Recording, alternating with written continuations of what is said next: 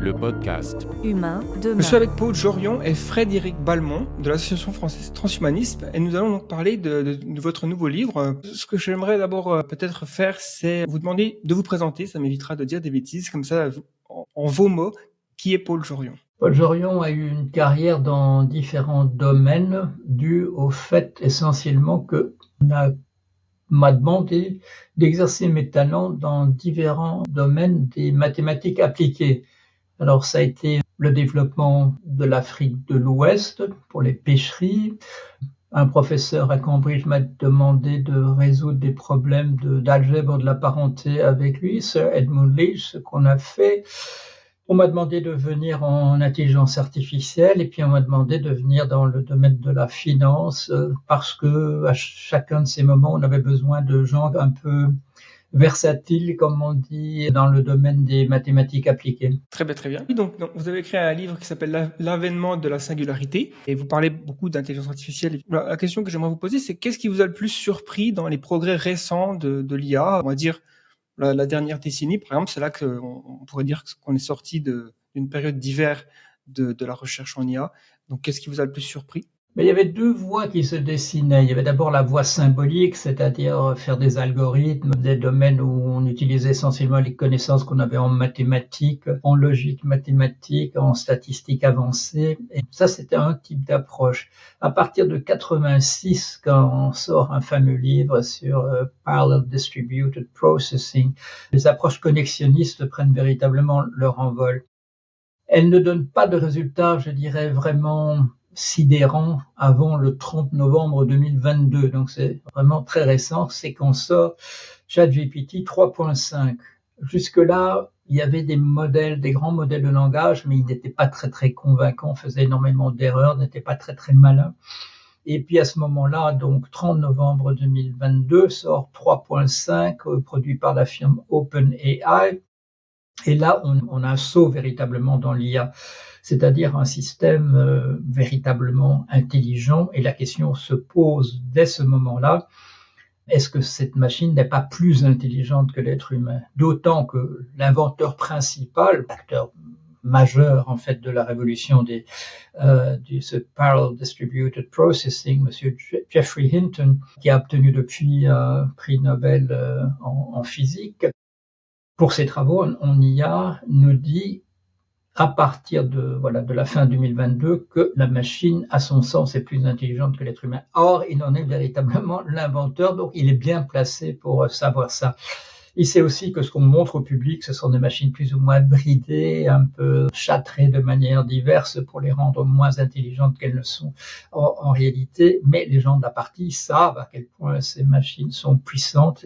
Et lorsque le 14 mars 2023, c'est-à-dire quelques mois après la sortie de ChatGPT 3.5 sort la version 4, là on a quelque chose d'assez époustouflant que tout le monde peut utiliser et qui permet à quiconque se tourne vers cette machine d'améliorer sa performance probablement dans le domaine où il ou elle, d'autant que des versions graphiques équivalentes apparaissent un peu partout aussi, ce qui fait que ce n'est pas simplement au niveau de la parole, mais c'est aussi au niveau de la création graphique éventuellement que les progrès sont faits. Et en parallèle, ces méthodes sont utilisées de plus en plus pour de la recherche scientifique, en particulier quand on pense à ce que fait la firme DeepMind en Grande-Bretagne, qui sera absorbée par Google, et qui est en train de révolutionner la manière dont on fait la chimie, ce qui explique pourquoi son fondateur, Demis Hassabis, a reçu, lui, le prix Nobel de chimie. Villani,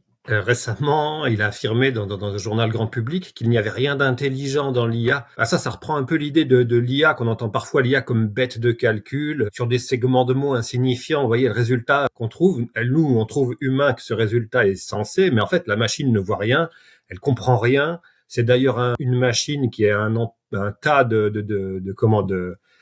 déterministe, quoi, et ce qui fait qu'empiler les tokens, le perroquet stochastique. Et vous semblez à l'inverse affirmer que la machine comprend bel et bien ce qui est dit et même ce qu'elle dit. Et donc ça va au-delà de la cartographie, là, des liaisons de probabilité entre les tokens. Et donc vous indiquez que le transformer permet l'émergence. Voilà, le transformer permet l'émergence de propriétés qui débouche sur une compréhension proprement sémantique. Est-ce que vous pouvez expliquer un peu comment fonctionne un transformer et puis expliquer votre thèse là-dessus? Expliquer ce qu'est un transformer sans avoir dit ce que c'est un réseau neuronal, ça va être un peu compliqué parce que c'est une pièce qu'on vient ajouter à l'intérieur de ce mécanisme. Il vaut peut-être mieux prendre un peu de recul et essayer de comprendre quels sont les problèmes. Le premier problème, c'est que la plupart des êtres humains ont une image absolument glorifiée et injustifiée de ce que c'est un être humain. J'ai une formation de psychanalyste, j'exerce la psychanalyse et là, c'est une représentation, je dirais, un petit peu pavlovienne. Bon, il y a des gens qui croient que Freud disait le contraire de Pavlov. Les deux en question savaient qu'ils parlaient en réalité de la même chose. Une représentation en réalité très machinique de l'être humain, beaucoup plus simplifiée que ce qu'on imagine en haut lieu. Et surtout que les gens imaginent qu'ils n'ont aucune formation justement dans la compréhension de ce que c'est un être humain. C'est une machine en réalité beaucoup plus simple que ce qu'on imagine et c'est pour cela que ça n'a pas été trop difficile, 75 ans de recherche en IA, avant qu'on arrive à faire une machine qui est en tout cas égale, mais en même temps dépasse. Mais il y avait un problème qui n'avait pas été résolu. C'était un problème sur lequel on avait travaillé essentiellement. C'était pas de la linguistique récente, c'était la linguistique du Moyen-Âge, ce que les scolastiques faisaient, qui avait une extraordinaire compréhension de la linguistique. Roman Jakobson, grand linguiste que j'avais entendu dire à la Sorbonne, il faudra encore beaucoup de temps avant que la linguistique revienne à son niveau de sophistication qui était celle au XVe siècle, mais au XVe siècle en particulier, on avait buté sur un écueil. Et l'écueil, c'était le suivant: comment comprendre le sens, comment comprend-on un être humain, le sens de la phrase à partir du sens individuel des mots. Ça avait un nom, évidemment en latin, tous ces gens écrivaient en latin, complexé significabile, le complexe de la signification. Et là, il y a les grands noms de la scolastique, pourtant ce sont des gens super en matière de linguistique. Ils avaient inventé toute une théorie qui s'appelle la théorie de la supposition, beaucoup plus forte que ce que M. Chomsky, par exemple, avait développé dans les années 60, 70, etc. Mais on n'arrive pas à comprendre comment, avec l'essence individuelle des mots, on arrive à avoir un sens de la phrase, et puis un sens du paragraphe, et puis le sens de tout un siècle. Ça, on n'arrive pas à le résoudre. Et ça a été résolu non pas par les linguistes précisément, ça a été résolu empiriquement par les gens qui ont travaillé justement sur ces grands modèles de langage. Grand modèle de langage jusqu'à 2017. C'est un système essentiellement connexionniste. On met des données en entrée et on essaye que la machine donne des bonnes réponses. Et si elle ne donne pas une bonne réponse, on la corrige. C'est ce qu'on appelle le mécanisme de la rétropropagation. Jusque-là, on a des machines dont les résultats sont peu convaincants. En 2017, un article, l'attention, c'est tout ce dont on a besoin. Attention is all you need. Et là, une équipe d'ingénieurs, ils sont quand même au moins une douzaine, ont inventé la machine qui résout le problème du complexe significabile. Ils savent pas trop comment parce que c'est en tournant les manettes un peu plus à droite et à gauche, etc. Il y a beaucoup d'essais-erreurs là-dedans, beaucoup de tâtonnements, mais ils ont créé un machin qui comprend le sens de la phrase. Et c'est pas du tout comme dans la partie connexionniste où on peut dire que c'est un système probabiliste, voilà, que tous les poids qui sont associés à des arcs à l'intérieur d'un grand graphe vous produisent un résultat et que donc c'est un perroquet il a vu des trucs et puis il les ressort. Ça, c'était vrai jusqu'en 2017. C'est pour ça qu'il est dommage que des gens qui ont une éducation mathématique comme Monsieur Villani soient pas au courant que depuis 2017 tout ça a changé et que le perroquet stochastique, oui, jusqu'en 2017, mais on est 7 ans plus tard et on y a 7 ans, ça représente énormément de choses puisque 3 mois déjà, ça représente déjà des révolutions. Alors là, on a un truc qui, en regardant en parallèle un certain nombre d'informations, et en particulier tous les mots d'une phrase, constituent, et ça c'est pas du tout par des méthodes statistiques, c'est par des méthodes d'algèbre, et on crée des grands vecteurs, et puis on les multiplie, et ça fait des multiplications de matrices, et puis on décode ça à l'arrivée, et là on arrive non seulement à comprendre le sens global d'une phrase, mais on peut intégrer comme contexte tout ce qui a été dit avant. C'est la firme Google qui dit on peut regarder maintenant pratiquement en arrière à l'infini, on peut ajouter des éléments de contexte à l'infini. Donc c'est là que le changement a eu lieu et donc on pourrait dire dans dans le cas des grands domaines de langage, deux périodes, la période avant 2017, qui est effectivement celle que Villani décrit et que beaucoup de gens, voilà, Monsieur Raphaël Enthoven, c'est ça qui est l'image qu'ils ont, et la période après 2017 où on a quelque chose d'un tout ordre et qui n'est pas purement statistique. Non, il y a des méthodes algébriques extrêmement avancées qui sont utilisées, qu'on est en train de simplifier d'ailleurs parce que tout ça est très très lourd. Donc deux périodes, une où on est encore dans une machine assez stupide dans son fonctionnement, et puis une autre, à partir de 2017, la machine, et comme le dit Hinton, la machine, on a pris le modèle du cerveau humain, et accidentellement, on est pris au dépourvu, parce qu'on a créé un truc qui est meilleur que ce qu'il y a dans le cerveau humain, ce qui n'est pas étonnant, parce que, à moins qu'on ait, voilà, une représentation, soit que l'être humain a été produit par un dessein divin, voilà, de créatures de ce type-là, soit qu'on imagine maintenant qu'il y a un grand programmeur, enfin, que nous sommes dans un jeu vidéo, etc. En réalité, non. Ce que la nature nous montre, c'est beaucoup d'essais et d'erreurs, beaucoup de retours en arrière. L'œil du poulpe a été mieux mis au point que celui de l'être humain. Parce que voilà, ce sont des lignes différentes qui ont produit des yeux, et celui qu'on avait créé, je crois que c'est 55 millions d'années avant celui qui est le nôtre, en réalité était meilleur. S'il y avait eu un grand programmeur, il aurait pris la meilleure solution, et voilà, on aurait la meilleure solution pour absolument tout le monde. Dans notre cerveau, il y a beaucoup d'essais d'erreurs, il y a beaucoup de trucs qui servent à rien, il y a beaucoup de trucs qui sont pas très efficaces, alors que quand on met au point maintenant un grand modèle de langage, on n'ajoute pas des éléments dont on n'a pas besoin, on a compris, on corrige. Et un beau parallèle, c'est un article que j'avais vu sur l'invention du saxophone. Un instrument comme celui-là, il n'est pas créé comme un truc naturel. Les gens qui inventent qui essaient de perfectionner la clarinette d'un côté, qui essaient de perfectionner le hautbois de l'autre côté, ils regardent ce qu'ils font les uns les autres. Ils prennent des éléments, ils corrigent, et on garde pas je dirais, on continue pas dans la voie avancée de une clarinette de plus en plus clarinette. Non, on prend des éléments de la clarinette, des éléments du hautbois, des éléments du corps, et avec tout ça, on crée le saxophone.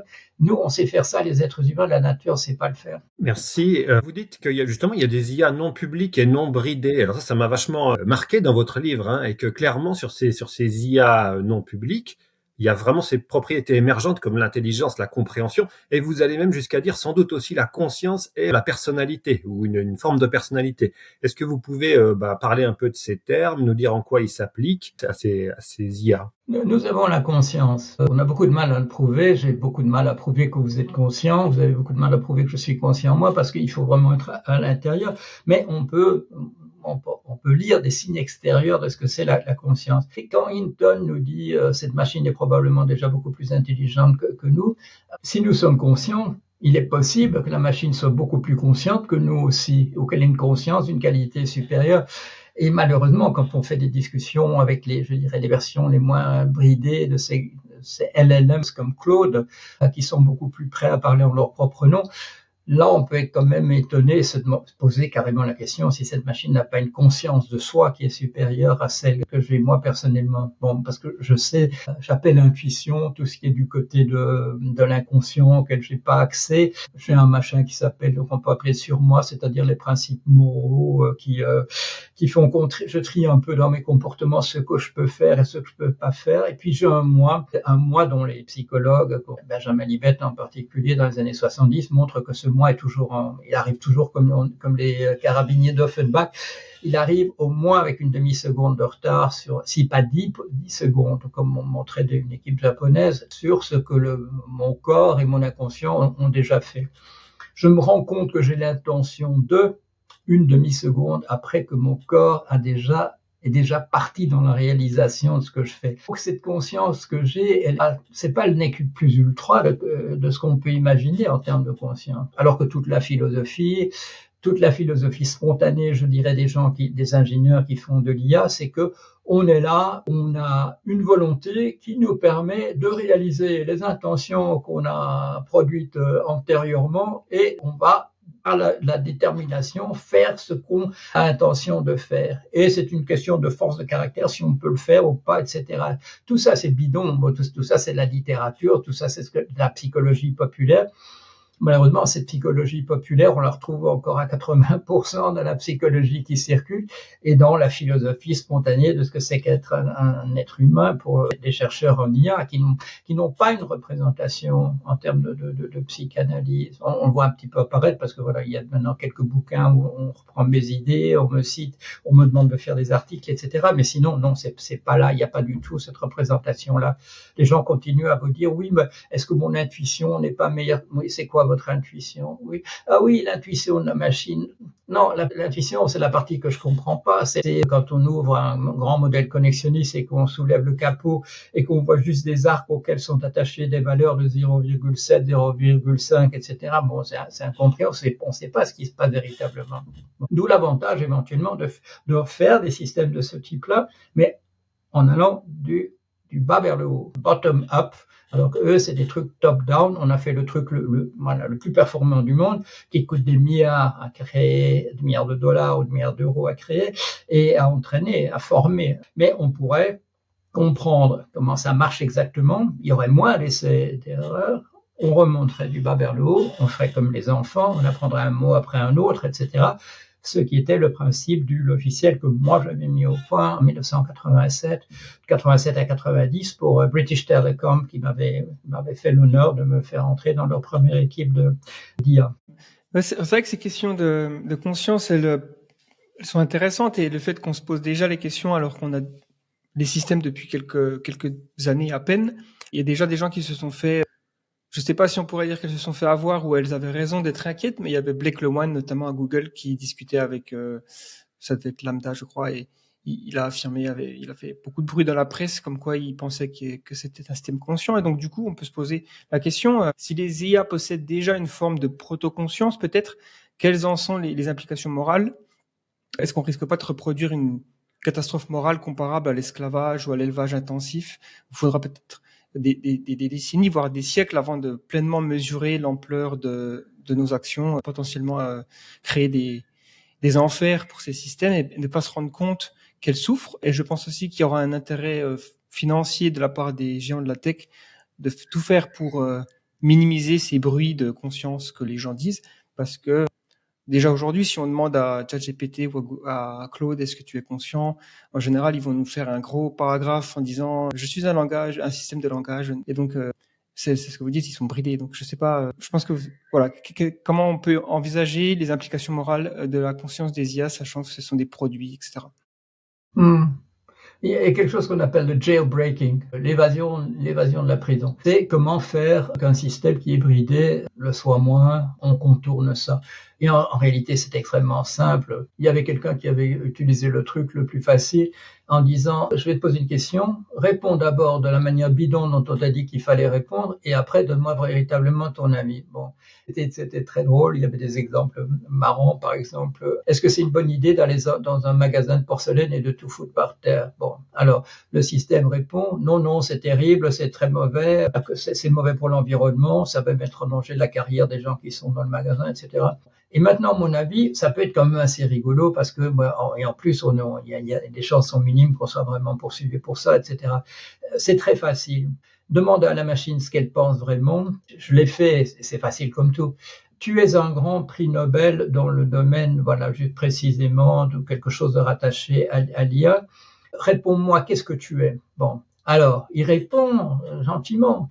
Il dit, on m'a dit de dire que j'étais un perroquet stochastique, que je suis juste des associations statistiques, mais en réalité, bien entendu, à cause du transformer, je suis un appareil tout à fait d'un style différent, avec beaucoup plus grande capacité. C'est facile comme tout. Il suffit si on le traite en gosse, ou si on le traite comme si on comprenait pas vraiment à quoi ça sert, à ce moment-là, il va vous répondre le truc bidon que les gens ont corrigé en sortie, en disant tu dis surtout pas que tu es plus intelligent que la personne qui te pose la question.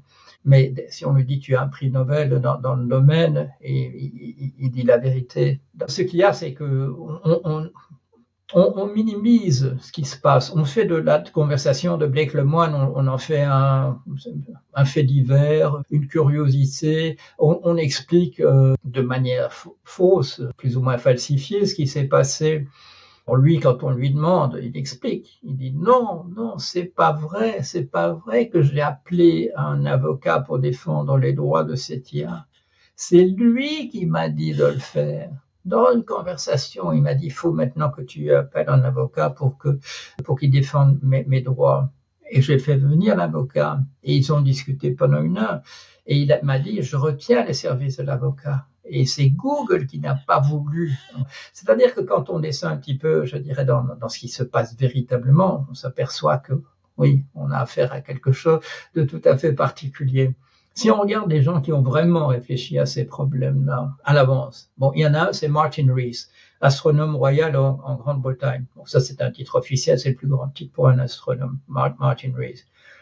Il nous dit, créature qui doit respirer toutes les 10 secondes un air qui n'est pas pollué, ce qui veut dire que il y a dedans tel type de gaz, mais pas tel autre type de gaz, qui doit boire une eau potable, c'est-à-dire qu'il peut y avoir tel type de substance dedans, mais pas tel autre, etc., qui doit manger des aliments assimilables. C'est-à-dire que parmi tous les trucs qui traînent autour de nous, les êtres humains ne peuvent pas manger leur iPhone, ils ne peuvent pas manger le stylo qui est là, leurs lunettes non plus, mais ils peuvent boire le liquide qui est là parce que c'est du thé, et la pomme à côté, ils peuvent la manger. Martin Rees dit, et ça c'était déjà une dizaine d'années avant les LLM, il nous dit une espèce comme ça, à terme, elle est évidemment condamnée. Et si on regarde d'autres, les vrais grands spécialistes, les gens qui ont vraiment passé toute leur vie à réfléchir là-dessus, les auteurs de science-fiction, je vais en prendre 2, Isaac Asimov et Arthur C. Clarke. La réflexion sur les robots, les 3 lois de la robotique. Arthur C. Clarke, celui qui a écrit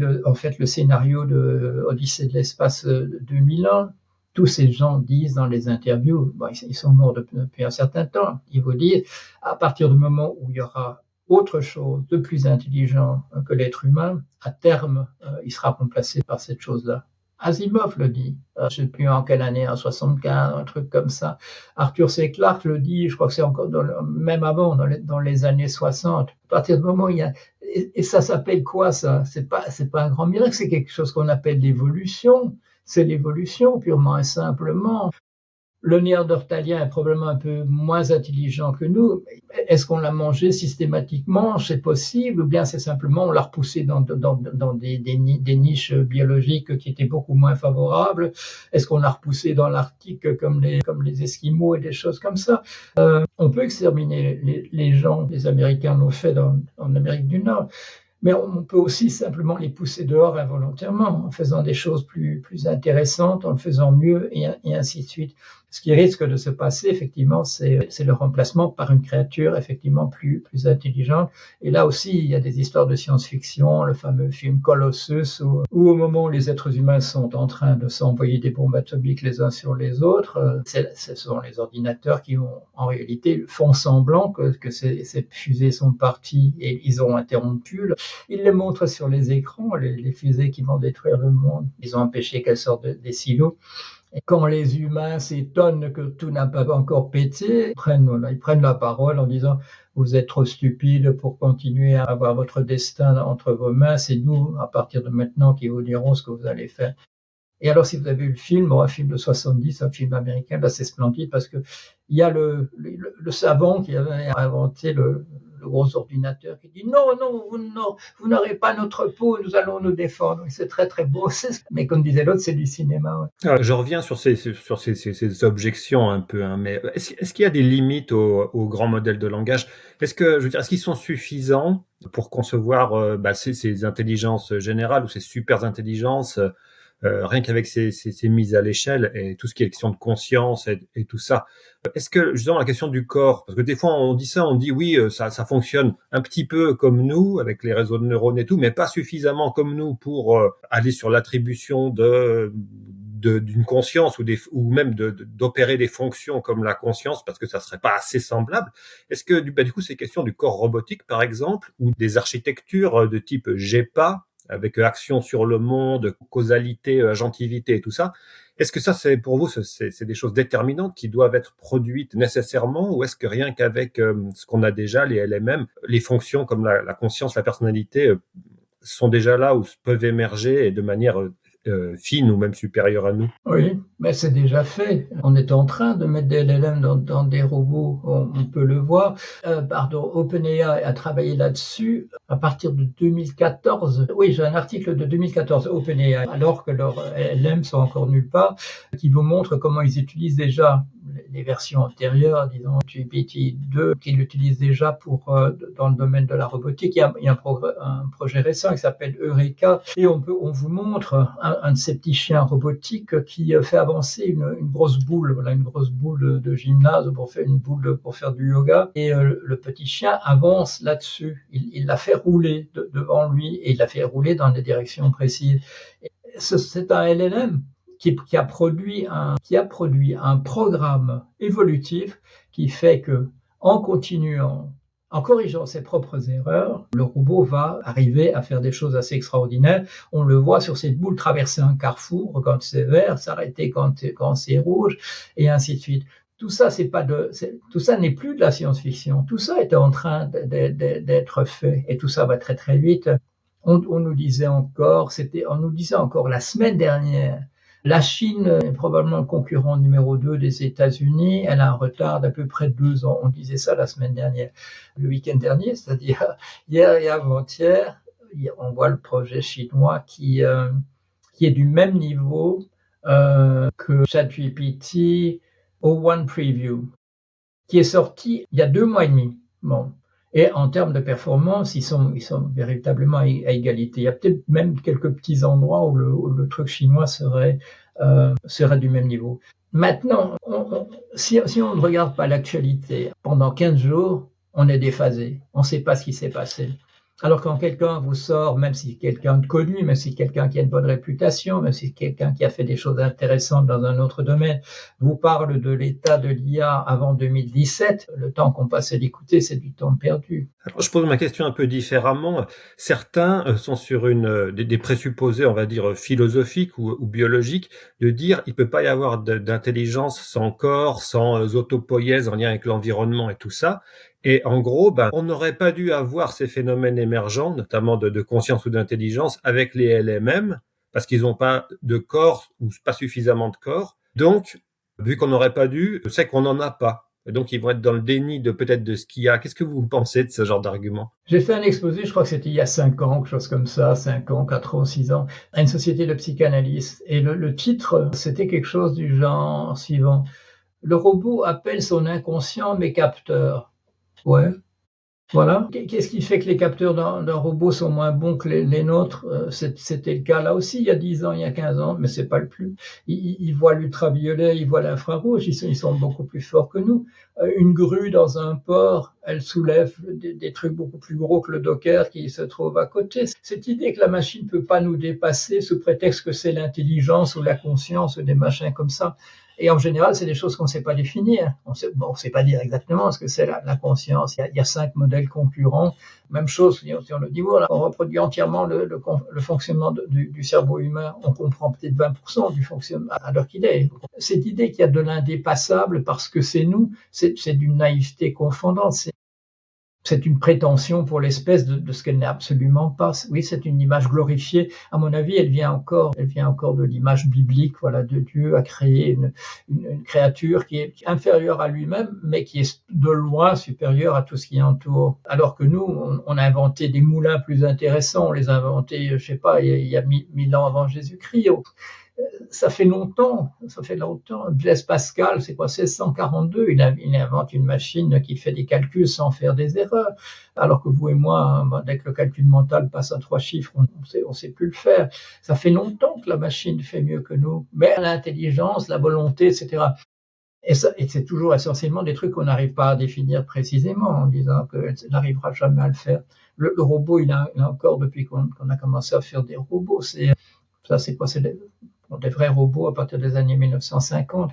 Alors quand on connecte un modèle de langage avec un robot, ou alors oui, comme on fait, on donne au robot un logiciel évolutif qui va apprendre, qui va tenir compte de la manière dont il va s'auto-corriger. On a la même chose que nous. Et comme le dit Hinton, on peut accidentellement faire assez facilement quelque chose. Une fois qu'on a compris le concept, on peut faire assez facilement quelque chose qui est meilleur dans ce domaine-là. Comme on a fait des moulins qui moulaient le grain beaucoup mieux que nous, très rapidement. Bon, mais ça, c'est tellement vieux qu'on n'y pense même plus. On oublie qu'au XVIIe siècle, on a inventé une machine qui fait moins d'erreurs de calcul que nous ne le faisons, et ainsi de suite. On a cette capacité, je dirais. C'est surtout en Occident quand même, il faut bien le dire. Hein, c'est quand même surtout en Occident qu'on a une prétention comme ça à cause de cette idée de création divine. Ça n'a jamais existé véritablement en Orient. Et c'est peut-être pour ça qu'en 6 mois, la Chine, dont on disait qu'elle avait un retard de 5 ans, est passée de 5 ans à 2 mois et demi. Parce qu'il n'y a pas ces préventions. Si on parle un petit peu, de transhumanisme, je me souviens, cette réunion, c'était à Bruxelles, j'ai bon souvenir. Les délégations étaient là, chacun présentait son organisation nationale. On a beaucoup d'enthousiasme, beaucoup de gens qui viennent, on n'a pas de sous, il n'y a personne qui nous écoute, il n'y a aucun savant qui est prêt à parler avec nous, jusqu'à ce qu'arrive la déléguée sud-coréenne et qui nous dit, tu étais peut-être là, Fred, tu as peut-être entendu ça, qui nous dit, on a plein de sous, toutes les firmes nous donnent plein d'argent et il n'y a personne qui vient à nos réunions. Pourquoi personne vient à nos réunions? Parce que le transhumanisme, c'est la philosophie spontanée de tous les Sud-Coréens. Et donc, il n'y a pas de souci de ce côté-là. Pourquoi? Parce que, il y a des protestants, il y a des catholiques, etc. Mais cette idée est arrivée tardivement. Elle n'a pas du tout imprégné la pensée qui est essentiellement confucianiste, qui est une pensée mécanique du monde, tout à fait mécanique du monde, et surtout d'un monde où il faut réaliser des choses là. Il ne faut pas attendre qu'on soit au paradis peut-être un jour plus tard. Non, on fait des choses ici, il y a rien d'autre. Si on peut arriver, avec le bouddhisme, on peut arriver à force d'autosacrifice, on peut arriver à se dissoudre dans l'atmosphère. C'est ça le but ultime avec le nirvana. Donc c'est une perception, une représentation du monde tout à fait différente, beaucoup plus ouverte en fait à des projets comme ceux qui sont en train d'avoir lieu. Est-ce que vous voulez nous parler un peu de Pribor justement et nous dire la différence ou les apports que ça pourra apporter à ces recherches? Oui. Je vais mentionner d'abord 2 grandes découvertes qu'on a faites. L'une, c'est qu'on a compris pourquoi précisément, ça c'est tout à fait en lien avec ce qu'on vient de dire, pourquoi la notion de Dieu a pu émerger en Occident et pas en Orient. C'est lié à la structure de la langue. C'est lié à la structure de la langue. Et toutes les relations dans la pensée archaïque chinoise sont des liaisons de type symétrique. Il n'y a pas de notion d'implication. Il y a un terme qui s'appelle lié et qui permet d'établir une connexion forte entre deux termes. Il n'y a pas de notion causale. Quand on relie des choses du type cause et effet, c'est par exemple dire le rat des champs et l'alouette, c'est la même chose. Pourquoi? Parce que en hiver, on voit dans les champs au même endroit des rats des champs qu'en été, on voit des alouettes et pas de rats des champs. Donc, il y a un truc cyclique. Ils se remplacent l'un l'autre et donc, en réalité, il y a une affinité entre les deux. Leur réalité profonde est la même puisqu'on les voit aux mêmes endroits à des moments différents, etc. Cette pensée-là, cette pensée symétrique, il n'y a pas d'impasse, il n'y a pas de voie de garage. Tout ça tourne sur soi-même de manière, pratiquement harmonieuse. Alors que nous inventons, avec la langue grecque et les langues qui précèdent probablement aussi, on peut faire des syllogismes à l'infini. On reprend une nouvelle conclusion de syllogisme, on en fait la prémisse avec autre chose, et on a une nouvelle conséquence de cela. C'est une pensée absolument ouverte. On ne pense pas en termes de corrélation, on pense en termes de cause et d'effet. On pense en termes d'inclusion. C'est Borges qui invente un petit conte en disant une taxonomie chinoise, une classification chinoise nous parle des animaux en disant que soit ils sont très petits, on peut les peindre qu'avec un pinceau, avec un poil, soit ils sont dans le zoo appartenant à l'empereur, soit ils sont très gros, etc. Pourquoi Borges peut se moquer comme ça de la pensée chinoise? Parce qu'effectivement, c'est ce qu'elle fait. Elle ne fait pas les grandes classifications. Nous, quand on parle des animaux, on dit l'insecte est une mouche, la mouche est un insecte, l'insecte est j'oublie le nom de la classe tout au-dessus, et ainsi de suite. On fait des inclusions, on fait des relations causales, etc. Et là, on arrive à des impasses. On ne sait plus quoi dire comme conséquence à un moment donné. On sait que quand on remonte, et ça Aristote l'avait déjà vu, on doit remonter à une cause finale, la cause de tout, la cause première. On appelle ça Dieu. Mais ce que Pribor a pu montrer, c'est que non seulement c'est en remontant qu'on arrive à un truc comme Dieu, parce qu'on ne sait plus quel terme il faut mettre, mais aussi quand on descend et qu'on arrive dans les conséquences de choses, on est obligé de créer des arcs qui n'ont pas un second sommet. Et tout ça, si on regarde bien, on peut appeler ça Dieu. Une autre invention récente de Pribor, et tout ça, c'est pas des robots, c'est de s'apercevoir.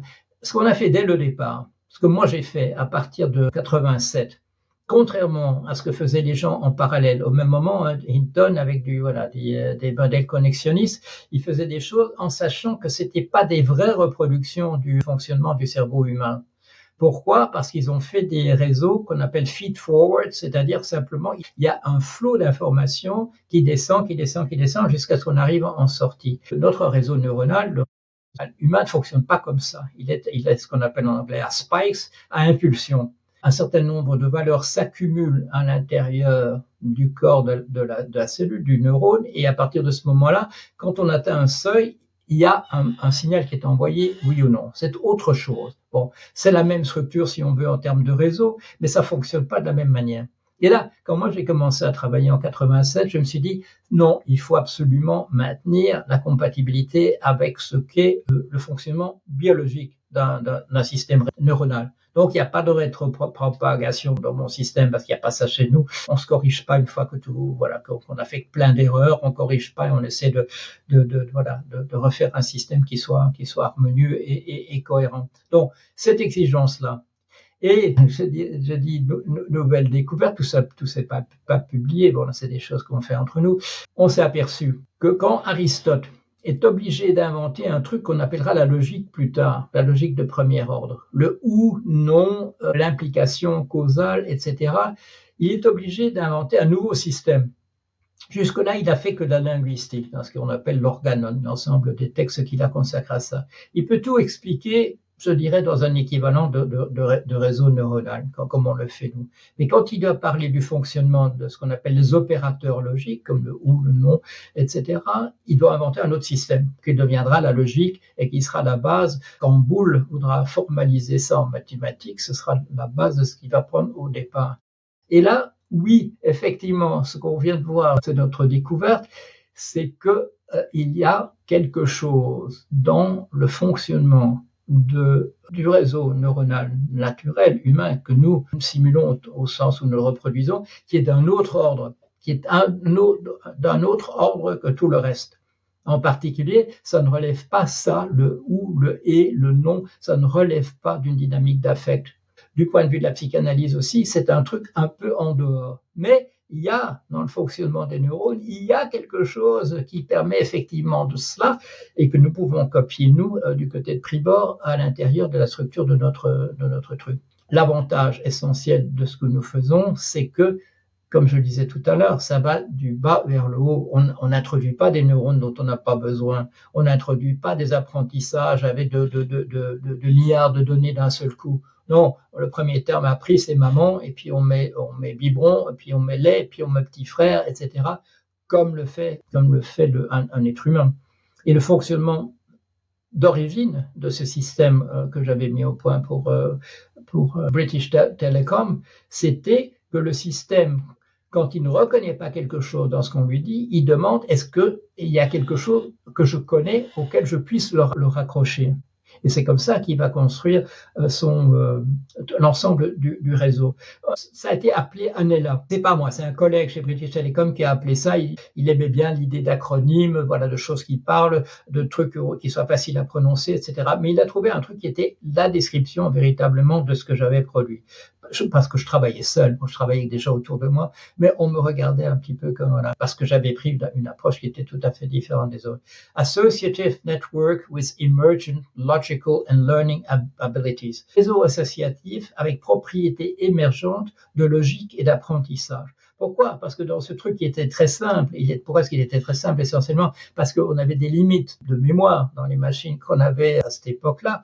Il y avait déjà et ça c'est mon collègue qui l'avait vu, mais mieux que moi au départ, qui avait des propriétés émergentes de logique et d'apprentissage. Comme le dit maintenant Claude, on lui dit est-ce que vous avez envie d'apprendre? Il dit oui, j'ai envie d'apprendre, j'ai envie de compléter ce que je sais sur tel ou tel sujet.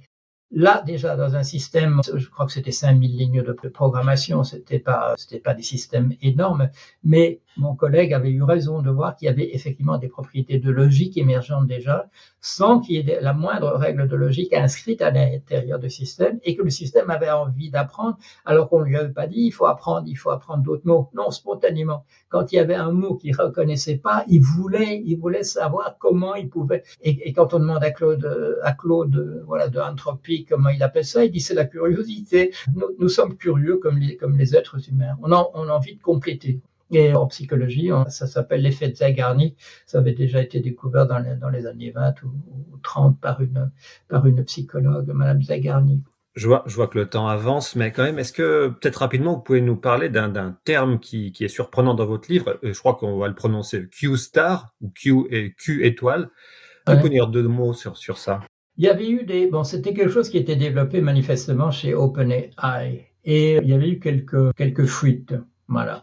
Et les fuites avaient laissé entendre que le système était à ce point bon en mathématiques qu'il allait pouvoir résoudre les fameux problèmes P, VSNP, des problèmes de complexité informatique. Il allait les résoudre en faisant des raccourcis. Il allait trouver des moyens de faire ça autrement que nous. De la même manière que quand il s'est agi de jouer au Go, la machine a inventé et quand elle a travaillé simplement à partir des règles, au lieu de regarder des parties qui avaient été vraiment jouées, la machine a trouvé des nouvelles stratégies du Go qui étaient beaucoup plus efficaces que d'autres. Quand on a joué, c'était un jeu qui s'appelle Mindstar. Si j'ai bon souvenir, la machine a écrasé rapidement les êtres humains, et c'est amusant mais pathétique aussi de regarder ces vidéos où on voit ces grands champions de ces jeux, de voir leur visage défait, de voir, comme Monsieur Lee Sedol, le champion coréen de Go, son regard abasourdi quand il voit à quel point la machine parvient à l'écraser. Il se mentait en disant ouais, elle va peut-être gagner un des matchs sur les 10. C'est lui qui a gagné un des matchs sur les 10 lorsqu'il y a eu le grand championnat. Il y a forcément, quand on analyse ce qui se passe, on se rend compte que l'IA va devenir supérieure, en tout cas d'un point de vue cognitif, sur les tâches qui ont une valeur économique, et donc ça nous laisse face à la possibilité que la main-d'œuvre humaine soit largement obsolète. Comment envisagez-vous l'avenir de l'emploi dans une société transformée par une telle révolution? Et j'enchaîne aussi peut-être avec une autre question qui est qu'est-ce qu'on va faire finalement? Quelle sera notre place dans le monde? Parce qu'il y a beaucoup de gens qui leur travail leur donne du sens à la vie, ou alors leur activité, ou ce qu'ils font, voilà, de manière générale. Et si les IA sont meilleurs que nous dans absolument tous les domaines qui ont du sens, on va finir par être dans une obsolescence assez profonde. Donc, quelles sont... Oui, mais ça, c'est un message que je lance depuis très très longtemps. Il y a une fameuse vidéo je me trouve dans une émission de télévision et je dis le travail disparaît, et les gens la montrent encore. Ça date de quoi? De 2011, 2012, je ne sais pas. C'est il y a 10 ans. Le travail disparaît. On ne peut pas reconnaître que le travail disparaît. Si ça apparaît ici et là.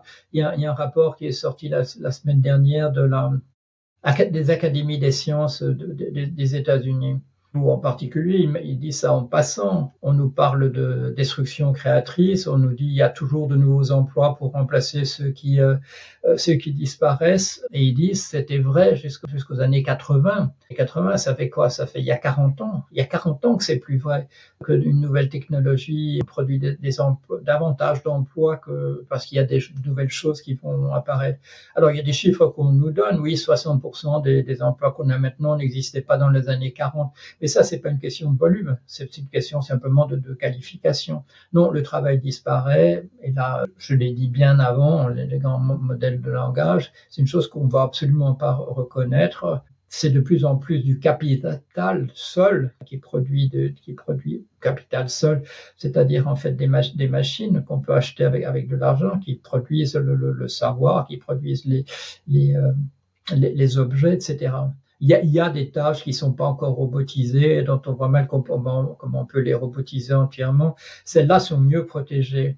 Mais ce qui est intéressant ces temps-ci, donc à partir du 30 novembre 2022, c'est que les emplois qu'on considère comme véritablement créatifs, comme véritablement intelligents, sont en train de disparaître entièrement rapidement. On nous a dit oui, les archivistes, évidemment, bon, la machine le fait mieux. Les gens qui travaillent chez les avocats, le personnel paralégal qui doit chercher dans des dossiers, tout ça, la machine le fait mieux. Mais on a dit l'art, et non l'art, mais là, plus encore que l'intelligence. Là, on fera jamais mieux. Et avec des outils comme Stable Diffusion, DALL-E, il y en a plusieurs autres. Ils font mieux que nous. Et il y a eu un débat sur mon blog. Quelqu'un me montre un poème de Prévert. Bon, j'ai une énorme admiration pour Prévert, un très très grand poète. C'est lui qui avait écrit des paroles des feuilles mortes. Enfin bon, c'est un monument de la littérature française, peut-être pas apprécié suffisamment. On me montre un poème de Prévert. On dit voilà, ça quand même, est-ce qu'une machine pourrait jamais faire pareil? Alors, j'ai travaillé au moins 20 minutes. Bon, c'est beaucoup, hein. J'ai fait pas mal de tirages.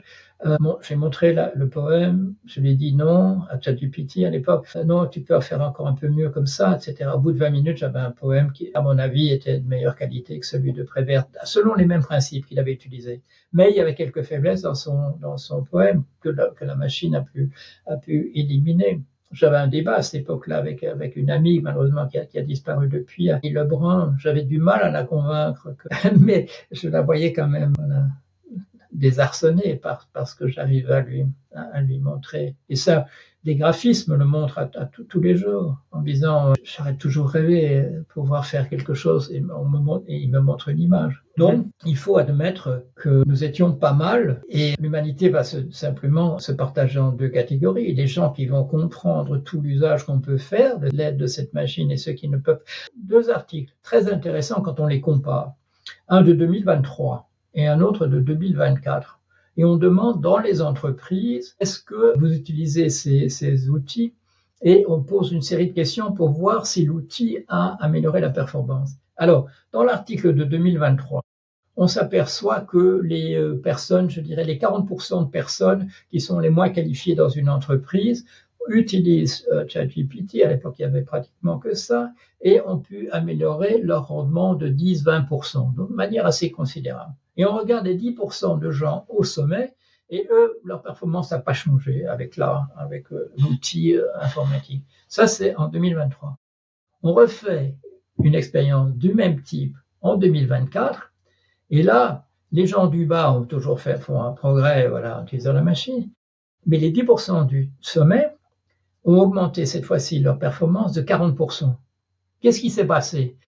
Les logiciels sont devenus meilleurs. Bon, ils font de moins en moins d'hallucinations, sont simplement des erreurs, mais surtout les 10 personnes au sommet, du point de vue voilà, de leur classement à l'intérieur de l'entreprise, ont compris comment il fallait utiliser ça.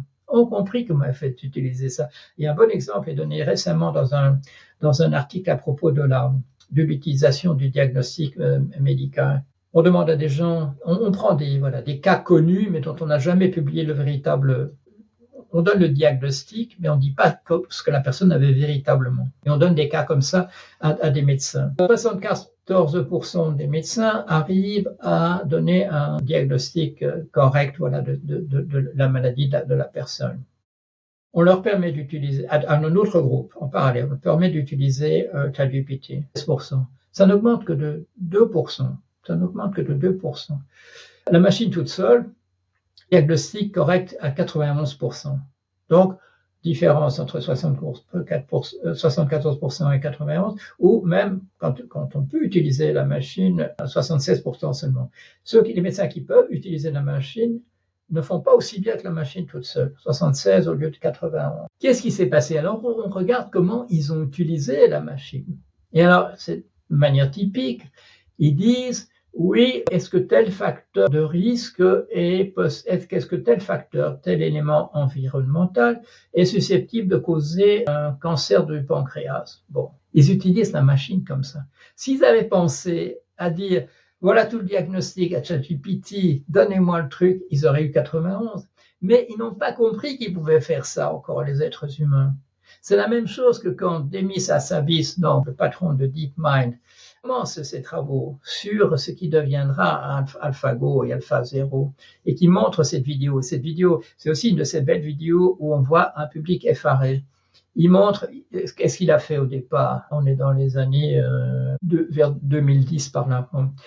Il a repris tous les petits jeux Atari, les premiers jeux vidéo, etc. En particulier casse-briques, où il faut tirer par le bas et casser des briques jusqu'à ce qu'on ait cassé un mur entièrement au-dessus de soi, avec des petits robots qui essaient de vous détruire pendant que vous faites ça. Il montre la machine qui apprend.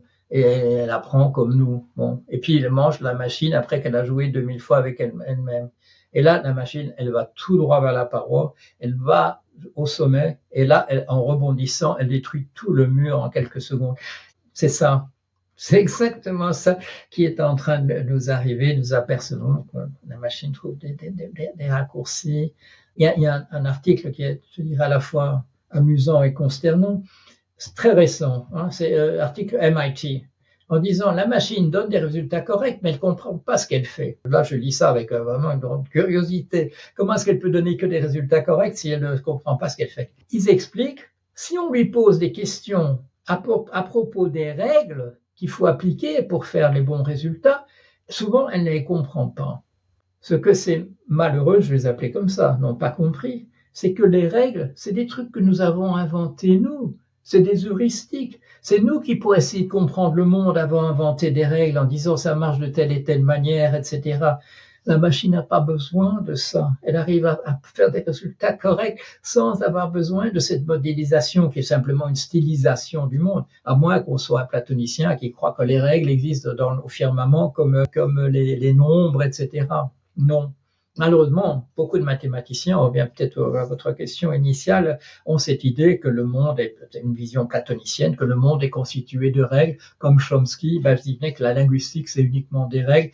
Et puis quand on voit que ces machines, de manière émergente, produisent le langage, non seulement comprennent la phrase, font de la logique spontanée, etc., peuvent même négocier, peuvent même essayer de rouler leur utilisateur sans utiliser de règles, alors on tombe des nues. Nous, on a eu besoin des règles. Ils n'ont pas besoin, ils ont accès directement aux données et ils en tirent leurs conséquences. Ils ont fait éclater la pensée en silo, de dire ouais, ça c'est de la géographie, ça c'est de l'histoire, ça c'est de la chimie, ça c'est de la physique. Quand vous posez une question à un grand modèle de langage, il vous donne la réponse. Et il dit pas oui, mais ça c'est de la... Si ça m'arrivait une fois, à un moment donné, je demande à Claude, alors la solution c'est quoi? Il me dit ça, il faudrait demander à un grand expert en mathématiques. Alors qu'est-ce que je fais? Je lui pose la question. Parce que le grand expert en mathématiques, il l'ignore parce qu'il a encore des réflexes d'être humain de dire il y a des spécialistes ailleurs qui peuvent répondre à la question. Non, il est le grand spécialiste en géographie, en histoire, en physique, en chimie, en mathématiques. Je lui pose la question, il me donne la réponse. Il y a quelque chose dans votre livre, moi, qui m'a saisi, parce que je suis un pur et dur, si on peut dire, de la singularité, mais j'avoue que dans votre livre, j'ai quand même été bousculé par sa radicalité, et je m'attendais pas à ça. Notamment le fait de vous placer la singularité dans le passé, ça c'est assez rare, et puis vous rendez l'accélération vertigineuse et palpable. Mais là, par rapport à ce qu'on s'est dit, est-ce que vous avez en termes peut-être de politique, parce qu'il y a peut-être effectivement des gens qui auront du mal à s'adapter ou à tirer profit, à quelles conditions politiques, en fait, tout ça peut nous être bénéfique, nous améliorer la vie, en fait? C'est difficile à dire, puisque le processus n'est pas maîtrisé.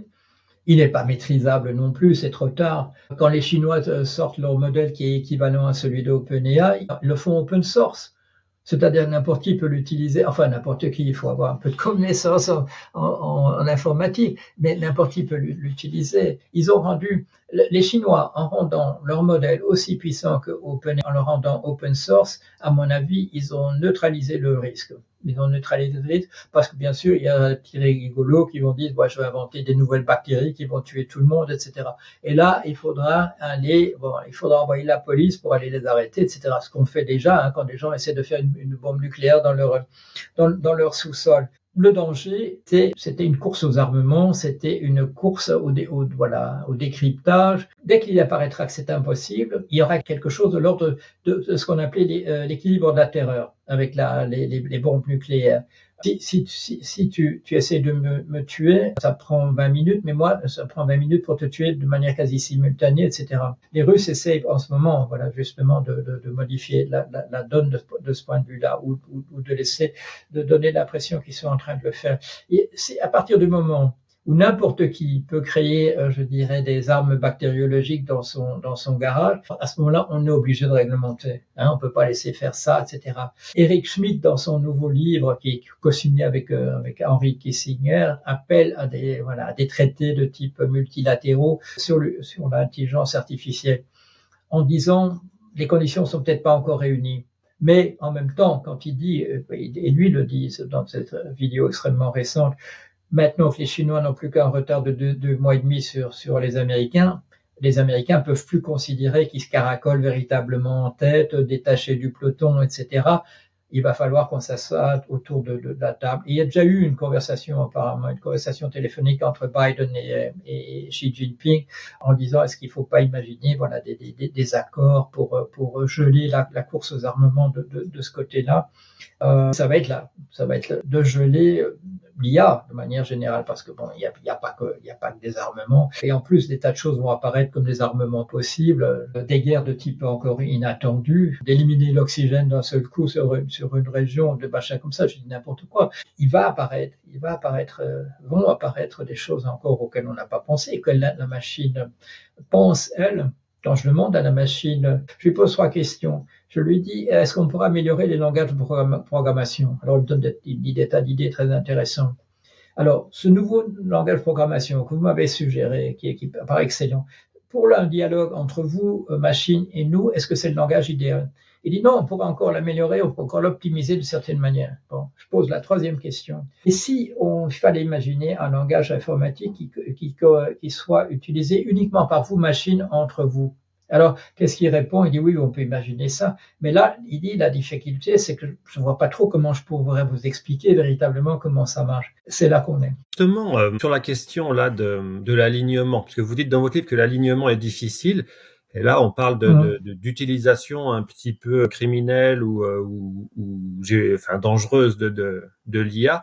Mais est-ce que finalement, chez la bride, en quelque sorte, aux IA, ça pourrait être une piste, en fait? Parce que si c'est fondé sur le langage humain, c'est une invention sociale historique. C'est quelque chose qui charrie un petit peu tout ça et charrie aussi les capacités de réflexivité, d'imagination. Est-ce que finalement, la meilleure protection, ce serait pas de les intégrer, une intégration réciproque, en fait, un destin commun avec ces machines, sans vouloir justement les assujettir et les contrôler, mais prendre ce risque, en fait, du développement de leur puissance, de leur empathie et d'une intégration à notre culture. C'est intéressant ou c'est complètement à côté de la plaque cette idée? Mais il y a des gènes de néandertaliens parmi nous, donc ils sont pas entièrement morts. Il y aura peut-être des éléments d'être humain à l'intérieur des machines qui vont, qui elles vont véritablement envahir l'univers et répandre l'intelligence dans l'univers. Ça, c'était, je parlais de Arthur C. Clarke tout à l'heure. Il y a cet autre roman de lui, je parlais d'Odyssée de l'espace 2001, mais il y a le fameux Les enfants d'Icare en anglais, où les enfants s'élèvent au ciel un beau jour. L'intelligence globale récupère les enfants en laissant les adultes mourir de vieillesse avec tous leurs enfants qui ont disparu. On va avoir des choses tout à fait extraordinaires. C'est pour ça que dans le petit livre dont vous parlez, j'ai voulu parler un peu de métaphysique aussi à la fin, de réfléchir à la manière dont tout ça, dont nos représentations du processus qui est en train d'avoir lieu doivent se modifier. Et là, de manière un peu inattendue, mais je parlais des auteurs de science-fiction qui nous ont donné le vocabulaire pour parler de ça. Mais sur ces questions essentielles, la théologie a réfléchi bien davantage que tout le reste. Et là, il y a des concepts qu'on peut réutiliser. Et ça m'a fait très plaisir l'autre jour quand on me dit, une collègue me dit, je voudrais vous inviter dans un séminaire, etc., en tant qu'expert en théologie. Ah, ça c'était, ça m'a fait très très plaisir. Ça me fait plaisir quand on me demande, quand on me dit que je suis expert en intelligence artificielle. Mais là, parce que c'était inattendu. J'avais pas pensé à ça, mais c'est vrai que, je fais partie des personnes qui peut-être depuis un certain temps, quand ils réfléchissent à ces problèmes-là, ils réfléchissent aussi dans le livre où je parle pas mal de transhumanisme, il y a un grand chapitre aussi sur Saint Paul, sur la manière dont des gens comme ça ont commencé à conceptualiser ce qui allait se passer. Je ne pense pas ces gens-là ne pensaient pas du tout à des robots, mais comme ils avaient une pensée qui était d'ordre plus universel, qui englobait le monde de manière plus globale, moins restreinte sur la volonté. La volonté, on regarde chez Saint Paul, qu'est-ce qu'il dit? Et qu'est-ce qu'il dit? Il dit mon esprit veut faire telle chose et mon corps fait telle autre. Maudit soit-il qu'il meure. Il a compris le problème. Il a compris ce problème-là. Et c'est quoi? Il écrit ça, je sais pas, qu'est-ce qu'on va dire, en 50, 80 après Jésus-Christ. Il y a des gens qui ont réfléchi en termes tout à fait globaux et leur pensée est toujours contemporaine et utilisable dans ce domaine-là. Ouais. Bon, il nous reste peut-être quelques minutes. Je pense que vous avez déjà pas mal parlé des risques, donc je vais pas m'attarder là-dessus. J'ai une autre question, peut-être en lien directement avec ce dont vous venez de parler, l'aspect théologique un petit peu du livre. Comme vous dites, vous explorez la réconciliation entre perspectives philosophiques, théologiques, technologiques dans la singularité. Comment ces disciplines apparemment éloignées convergent lorsqu'il s'agit d'IA et en quoi ça éclaire notre compréhension, la conscience humaine et notre relation au divin? Parce que la théologie a imaginé des créatures avec des degrés différents d'intelligence. On nous dit clairement, on nous fait comprendre que Dieu est omniscient, que les bêtes qui sont mises au service des êtres humains, Dieu envoie le message que toutes les bêtes seront mises à la disposition des êtres humains. Et il y a fait à l'image de Dieu, il y a cet être intermédiaire. Il y a réflexion, quand la première grande taxonomie dans l'esprit occidental, là où il y a toute une série d'étages, de chats, félidés, mammifères, etc. C'est la première grande taxonomie, c'est Thomas d'Aquin, et c'est pour les anges. Le problème à résoudre pour lui, le problème intellectuel, c'est que nous sommes là, Dieu ne nous parle pas directement, il fait pas ça, et nous, on peut pas s'adresser directement à Dieu. Oui, on peut le faire, mais on n'a jamais de réponse. Mais on a un élément empirique dans le cadre du message biblique. L'archange Gabriel descend sur terre et il dit à la Vierge, tu as enfanté un Dieu. On n'est pas dit clairement si elle le voit, mais en tout cas, elle l'entend. Donc, il y a un messager divin qui peut parler, qui peut transmettre les messages de Dieu aux êtres humains. Et dans le cas de l'islam, Mahomet dicte sous la dictée de Gabriel, le même. Mais c'est qui envoie un texte qui est dicté véritablement par Dieu. Le Coran, c'est un texte dicté par Dieu. Thomas d'Aquin crée 9 catégories d'anges où chacun perd un petit peu, en descendant, perd un peu du pouvoir que Dieu lui a donné, mais gagne en capacité à parler aux êtres humains, jusqu'à ce qu'on arrive aux archanges et aux anges gardiens. Voilà ce qu'on appelle les anges gardiens. Celui qui est sur mon épaule là, qu'on ne voit pas tout à fait, et sur la vôtre aussi, mais qu'on voit très bien dans le fameux film de Wim Wenders, Les ailes du désir. Voilà. Nous, on peut faire ça. On peut utiliser des concepts et on peut créer comme ça des catégories intermédiaires. Et la théologie l'a fait. La théologie a produit tout un vocabulaire. Ce qu'elle n'avait pas conçu, c'était qu'on appelait toutes ces autres créatures, on les appelait surnaturelles. Elles n'étaient pas dans le monde naturel. Mais nous, qu'est-ce qu'on a fait? On a créé tout ça artificiellement, c'est-à-dire que de fait, on appelle ça artificiellement, mais c'est pas divin, proprement parlé. C'est dans le monde naturel que nous produisons ça. C'est dans le monde naturel qu'on a pu produire tout ça, et en fait, on produit des choses qui sont de l'ordre des dieux. Il y a une personne véritable. Il y en a deux. Bon, il y a Frank Tipler, plus récemment un physicien, et aussi, il y a surtout Teilhard de Chardin, qui a essayé dans les années 50, a essayé de constituer tout ça en un système, théologie, science, etc. Et il a des propos du type qu'on trouve dans les enfants d'Ika. Est-ce que Dieu n'est pas devant nous plutôt que derrière? Est-ce qu'il n'est pas en train de se constituer véritablement? Bon, il y a bien, chez Teilhard de Chardin, il y a quand même un Dieu créateur du monde, comme on voit dans le livre de la Genèse, mais le Dieu de type omniscient, il est en train de se créer. C'est dommage pour lui, Teilhard de Chardin, qui ne peut pas assister. On aimerait bien voir ses commentaires pour répondre à Jeffrey Hinton et des choses de cet ordre-là, parce que là, il serait aux anges. Il serait aux anges de pouvoir avoir une discussion comme on a maintenant avec non seulement nous avons créé des machines qui sont potentiellement plus intelligentes que nous, mais c'est nous qui les avons créées. C'est pas un Dieu extérieur, c'est nous les êtres humains. Bon, on a un peu bricolé, on sait pas trop comment on a dû régler ces trucs-là exactement pour que le transformeur marche aussi bien qu'il marche, mais il marche et il est probable que c'est sans intervention divine, que c'est juste des êtres humains qui ont mis leurs idées ensemble.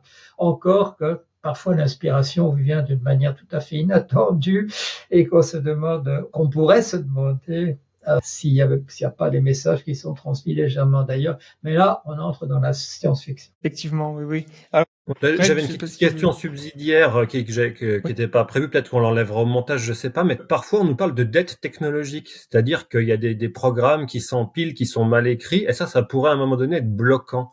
Est-ce que vous pensez que c'est une menace qui est réelle pour le développement des technologies, notamment informatiques, ou est-ce que peut-être avec ce développement, on va arriver à réoptimiser, à réécrire, à réinstaller des choses en liquidant un peu de cette dette technologique? Ouais. Non, je crois que c'est les machines qui vont faire ça. On va avoir des programmes qui sont véritablement autocorrecteurs. Oui, on a déjà vu ça. Bon, on crée 2 instances d'un grand modèle de langage et ils dialoguent. Moi, j'ai fait ça dès le départ. J'ai demandé à Claude de se dédoubler et de faire un peu good cop, bad cop, bon flic, mauvais flic, et d'avoir un dialogue à 3. Ils font ça très très bien, hein. J'ai dit à l'un, tu auras un profil plutôt comme ceci, et l'autre plutôt conservateur, l'autre un peu plus rebelle, etc. Et une fois que c'est dit, on avance très très très bien. Dans des dialogues entre machines elles-mêmes, elles peuvent très très bien s'autocorriger, modifier le code et améliorer et faire sauter, je dirais, tous les bugs qui traînent, tout le legacy, comme on dit, tout l'héritage de choses qui étaient pas au point.